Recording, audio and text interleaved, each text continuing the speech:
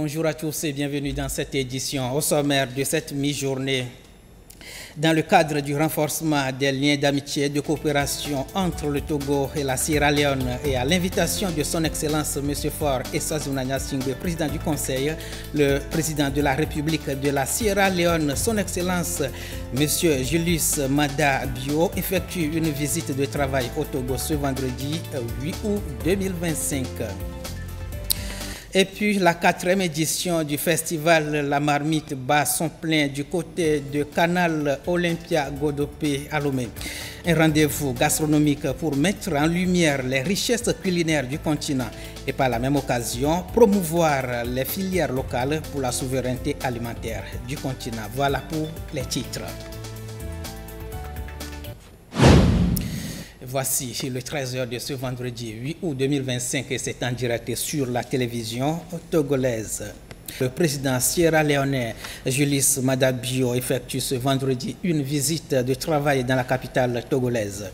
Ce déplacement sera l'occasion pour le président sierra-léonais et le président du Conseil Faure Essazouna Gnassingbé d'explorer de nouvelles pistes de collaboration dans les domaines clés tels que la sécurité régionale, l'éducation, la santé publique, le commerce et la gouvernance. Cette rencontre entre les deux présidents intervient dans un contexte sous-régional marqué par des défis sécuritaires, économiques et climatiques et devrait permettre de renforcer les liens d'amitié et de coopération entre le Togo et la Sierra Leone. Nous y reviendrons dans nos prochaines éditions.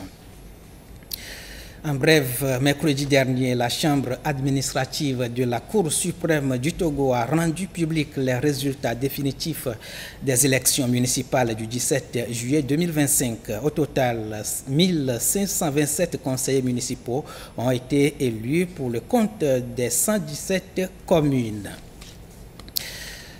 Et justement, à l'issue de cette audience solennelle consacrée à la proclamation des 10 résultats, l'on s'interroge sur la suite des processus. Élément de réponse dans ce dossier signé Marie-Ange Bida pour nous éclairer. Une page se tourne, une autre s'ouvre. C'est de la mise en place des instances locales, conseils municipaux, maires et adjoints, après la proclamation des résultats définitifs des élections municipales par la Cour suprême. Les prochains jours seront décisifs pour l'installation des équipes appelées à conduire la vie communale.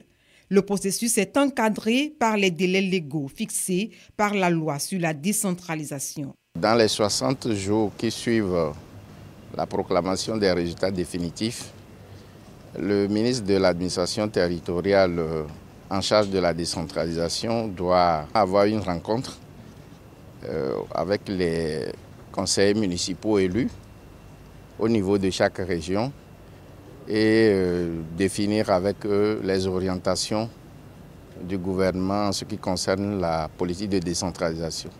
Donc, dans le même délai, les préfets devraient pouvoir convoquer les conseillers municipaux pour l'élection du maire ou de ses adjoints. C'est la phase à venir. La suite du processus est donc enclenchée. À compter de ce 6 août 2025, le compte à rebours est lancé pour la mise en place effective des instances dirigeantes de chacune des 117 communes du Togo.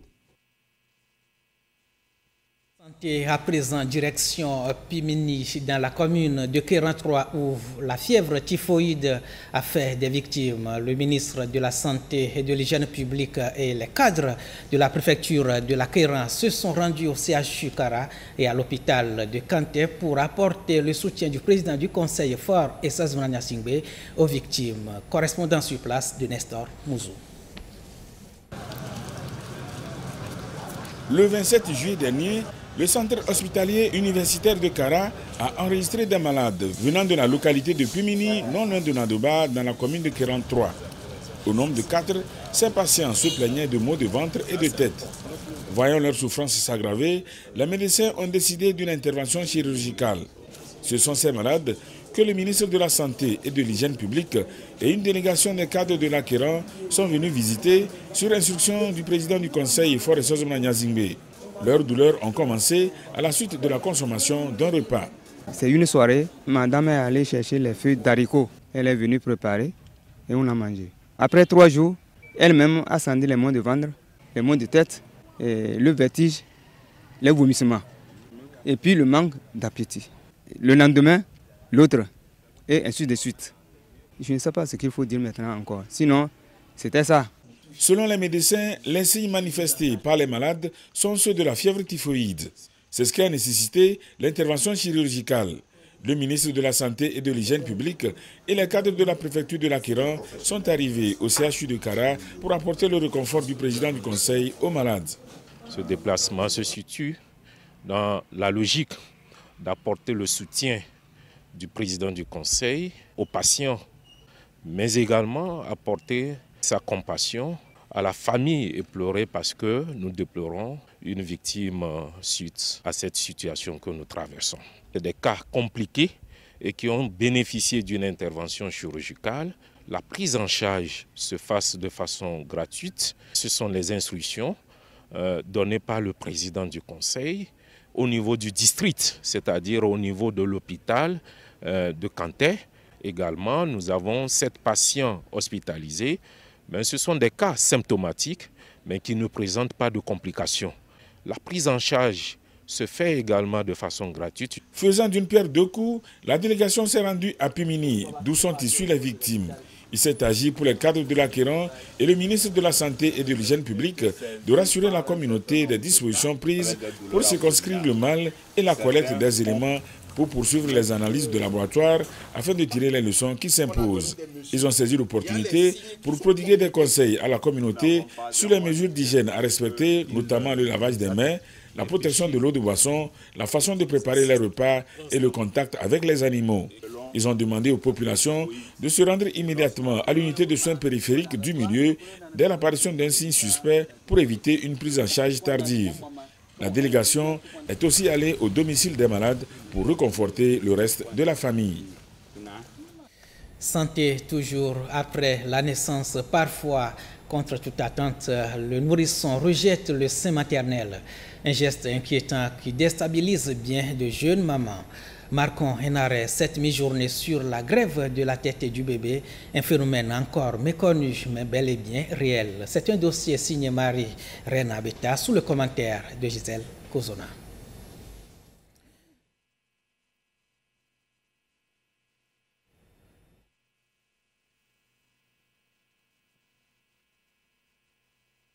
Insouciés avec ce sujet, nous passons à ce communiqué. Le ministère du Commerce, de l'Artisanat et de la Consommation locale porte à la connaissance des populations et des opérateurs économiques concernés que le produit agroalimentaire dénommé Testitum Enriched Tomato Mix fait actuellement l'objet d'une suspension de production et d'un appel général sur le territoire ghanéen suite à une décision de la Food and Drugs Authority FDA du Ghana en date du 3 août 2025.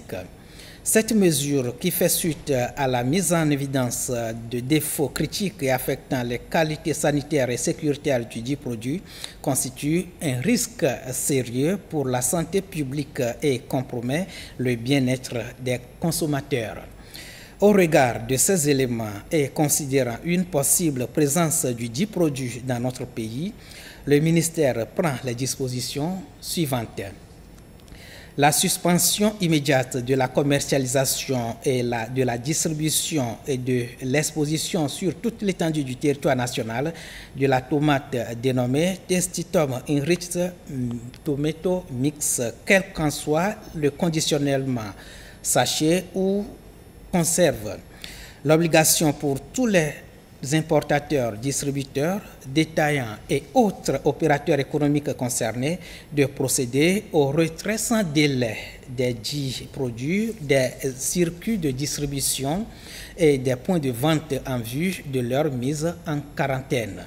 L'invitation aux populations à s'abstenir de consommer ce produit et de signaler toute pratique anormale de commerce à travers le numéro vert 85 85 disponible 7 jours sur 7 et 24 heures sur 24.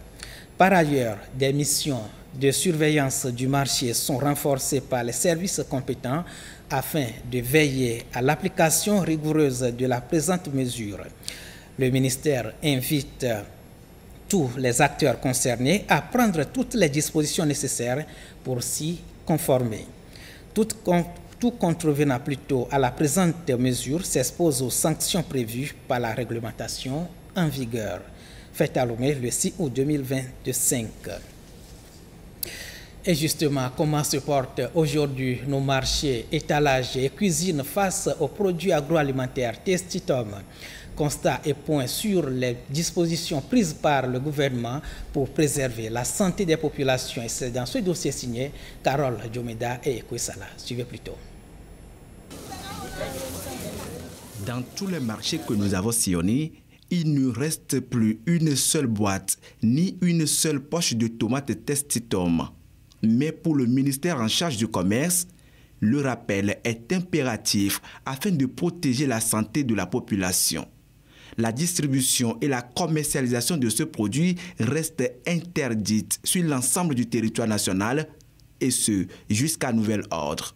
C'est une décision forte pour protéger les consommateurs des risques sanitaires que représente ce produit. Il a été décidé de suspendre la distribution et la commercialisation de la tomate dénommée Testitum suite à une alerte émise par l'autorité ghanéenne qui est en charge de l'alimentation et de la drogue, qu'ils appellent communément Food and Drugs Authority, que cette tomate qui est produite au Ghana a des fortes suspicions de défauts de production. Les défaillances sanitaires et sécuritaires ont été révélées et ces irrégularités constituent un risque avéré sur la santé publique. Et ce qui justifie cette mesure conservatoire prise par le ministère par principe de précaution. Sur toute l'étendue du territoire national, les services de contrôle du ministère du Commerce sont mobilisés. Des dispositions strictes sont prises pour qu'aucune goutte de cette tomate ne se retrouve encore sur les marchés et dans les assiettes. Depuis que nous avons reçu l'alerte, nos inspecteurs sont sur le terrain. À ce jour, les opérations de retrait sont en cours d'exécution. Je peux vous rassurer que nous faisons notre maximum pour qu'aucun produit, aucune boîte, que ce soit les boîtes de conserve ou bien les sachets de Testitum, ne se retrouve sur nos marchés. Fort heureusement, certains opérateurs ont procédé au retrait volontaire de ce produit. Donc, le ministère poursuit ses opérations de contrôle, d'identification et de retrait du stock résiduel. À ce niveau, il faut une vigilance accrue. Le produit Testitum présente un réel problème de santé. Et nous recommandons aux citoyens de ne pas en consommer et faire consommer à autrui. Nous remercions la population pour la collaboration et nous réitérons que nous sommes disponibles et nous sommes joignables sur une ligne verte, ouverte 7 sur 7, 24 heures sur 24, c'est le 85-85. La décision s'applique aussi bien aux opérateurs économiques qu'aux consommateurs. Le gouvernement prévient, tout contrevenant s'expose à la rigueur de la loi. Le ministère du Commerce compte sur la collaboration de tous pour préserver la santé des populations. Préserver justement la santé des populations. Sûrement, Testitum ne sera pas au rendez-vous au FESMA 2025. Depuis mercredi dernier, la 4e édition du festival La Marmite FESMA s'anime du côté de l'esplanade du Canal Olympiago de Péalomé. Un rendez-vous gastronomique qui valorise l'art culinaire et par la même occasion la souveraineté alimentaire du continent africain. 4 pays de la sous-région ils sont invités. Reportage Nada Ibrahim sous le commentaire de Giovanni Afangweji. Bien plus qu'une rencontre culinaire et au-delà de son aspect culturel, le festival La Marmite est un véritable cadre de valorisation des saveurs africaines, mais aussi de promotion du consommé local. Placé sous le signe de la femme, l'agriculture et l'alimentation, la 4e édition du FESMA réserve bien de surprises. Le Forum international de la jeunesse qui va essentiellement plancher sur la souveraineté alimentaire. Vous avez des masterclass, des ateliers de cuisine. Le cœur de l'événement, c'est la cuisine. Et donc vous pouvez tous les jours déguster différents mets. Le vendredi 8 août, il y a une causerie débat sur un livre qui vient de paraître, écrit par un Togolais, dont la conclusion est que le reggae est d'origine togolaise. Samedi, c'est la soirée dénommée la nuit des tables africaines.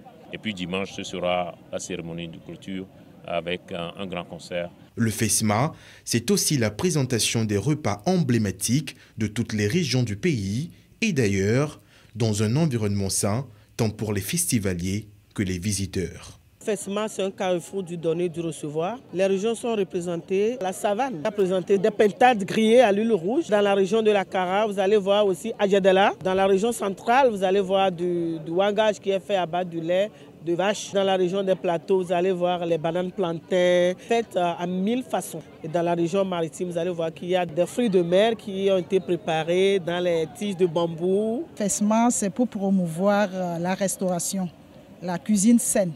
Nous accompagnons FESMA pour protéger l'environnement, où les gens viennent pour des dégustations, spécialement dans la désinfection par brumisation électrostatique. C'est un projetant bio que nous envoyons pour anéantir la masse bactérielle jusqu'à 99%. La Chambre de commerce et d'industrie du Togo est d'un soutien stratégique pour cette édition du festival La Marmite. Et plus de 50 000 visiteurs nationaux et internationaux sont attendus pour faire mijoter dans la marmite du FESMA les saveurs culinaires africaines. À l'étranger, au Ghana, le président Mahama rend hommage aux victimes du crash d'hélicoptère. Le pays est plongé dans le deuil après le crash d'un hélicoptère militaire le 6 août qui a coûté la vie à 8 personnes, dont les ministres de la Défense et de l'Environnement. Suivez. Deuil national au Ghana après le crash d'hélicoptère survenu mercredi et qui a fait 8 morts. Ce jeudi, le président John Dramani Mahama a pris la parole pour exprimer sa tristesse après ce drame où 2 membres de son gouvernement ont péri. Cette tragédie représente pour moi une perte profonde. Je partage les liens étroits avec nombre de ces personnes disparues. Notre nation est en deuil. Au nom du gouvernement et du peuple ghanéen, j'adresse mes plus sincères condoléances à leurs familles, à leurs amis et à leurs proches. Sachez que notre pays tout entier partage votre deuil. Nous partageons votre douleur, votre perte et la nôtre. La perte de fonctionnaires, d'intellectuels et d'individus dévoués qui ont œuvré sans relâche pour un Ghana meilleur. Ces 8 personnes ont consacré leur vie au progrès du Ghana. Le fait que leurs derniers instants aient été consacrés au service témoigne de leur engagement indéfectible. Nous avons perdu certains des esprits les plus brillants de notre nation. Et c'est un moment de chagrin partagé, un moment pour réfléchir à la valeur de la vie, au sacrifice du service public et à notre gratitude envers ceux qui se consacrent au bien-être de nos concitoyens. Des cérémonies en hommage aux victimes se tiennent jusqu'à samedi 9 août dans la capitale Accra. Depuis hier 7 août 2025, les droits de douane américains de Donald Trump sont officiellement entrés en vigueur. Un souci est technique. Nous rappelons, le président sierra-léonais Julius Maada Bio effectue ce vendredi une visite de travail dans la capitale togolaise. Ce déplacement sera l'occasion pour le président sierra-léonais et le président du Conseil fort Essozuna Nyasingbe d'explorer de nouvelles pistes de collaboration dans des domaines clés tels que la sécurité régionale, l'éducation, la santé publique, le commerce et la gouvernance. Cette rencontre entre les deux présidents intervient dans un contexte sous-régional marqué par des défis sécuritaires, économiques et climatiques et devrait permettre de renforcer les liens d'amitié et de coopération entre le Togo et la Sierra Leone. Nous y reviendrons beaucoup plus en détail dans nos prochaines éditions. Cela dit, à présent, les résultats l'autocadeau tirage numéro 868 de ce vendredi 8 août 2025. Il s'agit des numéros 64, 40, 15, 20, 22 plutôt, 32 et bonus 71, 84. Je reprends tout posément. Pour le compte de l'autocadeau tirage numéro 868 de ce vendredi 8 août 2025, il s'agit des numéros 64, 40, 15, 22, 32 et bonus 71 et 84. Ainsi se referme cette édition. Merci à vous qui l'avez suivi partout ailleurs grâce à la télévision togolaise. Bel après-midi à tous sur La Première.